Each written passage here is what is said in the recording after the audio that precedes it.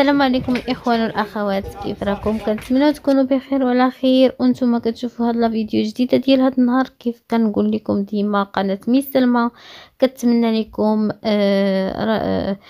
ايام زوينه. كتمنى لكم كلشي يكون عندكم زوين في الحياه ديالكم ان شاء الله. كيف كتشوفوا معايا في اليوم الثاني على التوالي، مازال هاد عمليه الهدم مستمره في هذا المنزل اللي كيتواجد بدوار بالمكيه الغربيه. وكذلك كنقدم لكم اجراءات اللي كتطلب من بعد الهدم، اثناء الهدم ومن بعد الهدم وحتى قبل الهدم.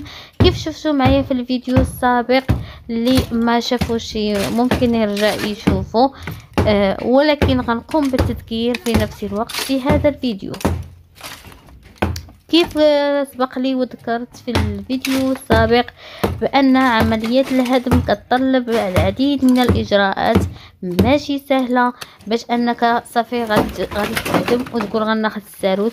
لا، هذا ماشي مفهوم، وإنما هذا اعتقاد خاطئ جدا.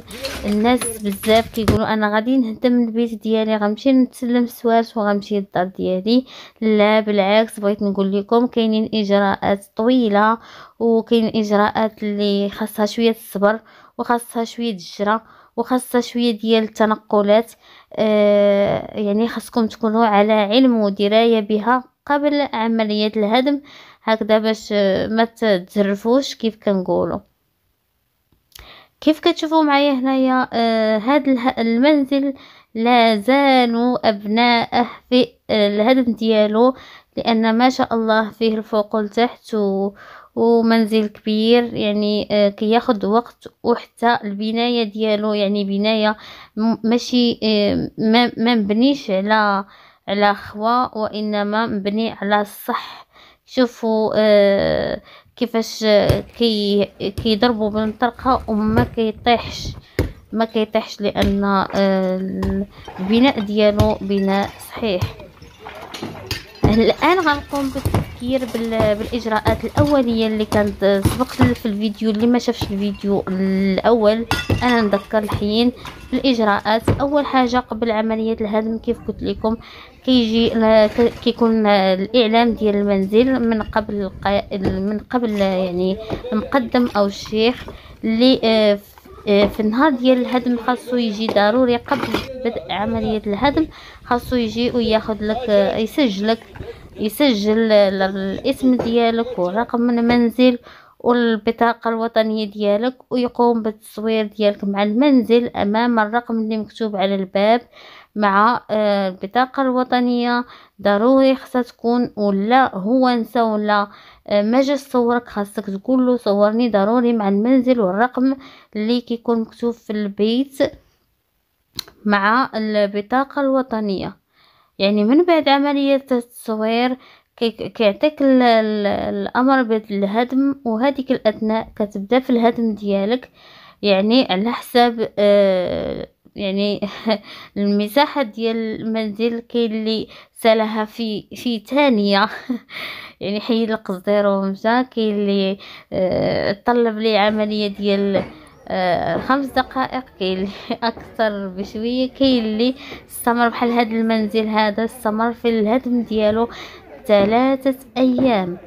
كيف كتشوفوا هنايا يعني راه تبارك الله خدامين من الصباح حتى الليل، ومازال ما تم الهدم ديالو بالكامل. من بعد كيف قلت لكم، يعني عمليه التصوير كيجي عمليه الهدم اللي كتشوفوا معايا. انا نخليكم مع بعض من الصور ديال اليوم الثاني على التوالي من عمليه الهدم.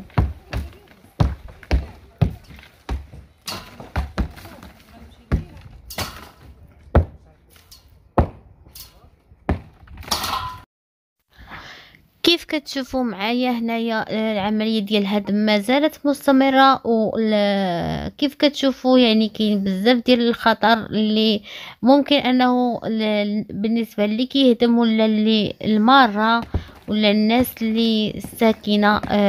يعني كاين واحد الخطر اللي يقدر اي واحد يتصاب به، وهو الناس بالنسبه للناس اللي كيكونوا دايزين ما كيكونوش رادين البال لعمليه الهدم، يعني ممكن اي واحد صح عليه شي حاجه. بالنسبه للناس اللي كيهدموا ممكن اي واحد يضرب راسو ولا يعرض راسو للخطر. بالنسبه كيف كتشوفوا اطفال، كيف كتشوفوا يعني كيف كتشوفوا يعني وليدات صغار حتى هما معرضين للخطر. يعني ما كاينش واحد الحمايه شخصيه ولا الحمايه جماعيه في هاد الهدم. بالاضافه الى شيء ثاني لاحظته، وهو ان ماشي كاين غير منزل واحد كيتهدم، كاينين منازل اخرى، يعني خطر قائم. ويعني والله ما عرفت ما نقول، ولكن يعني الانسان كيعرض راسو للخطر. بالنسبه بحال مثلا بحال هذا الشيء هذا، يعني كان من الافضل ان تكون يعني واحد يعطيهم مثلا واحد يسدوا الطريق باش حتى واحد ما يتعرض للخطر. هانتوما معايا كتشوفوا كل شيء بعينيكم، وغنكمل معكم الاجراءات ان شاء الله.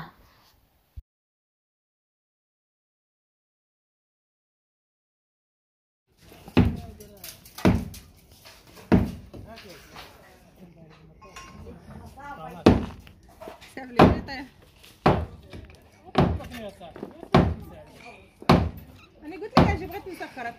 هي حبسوا باقين ما جاوش.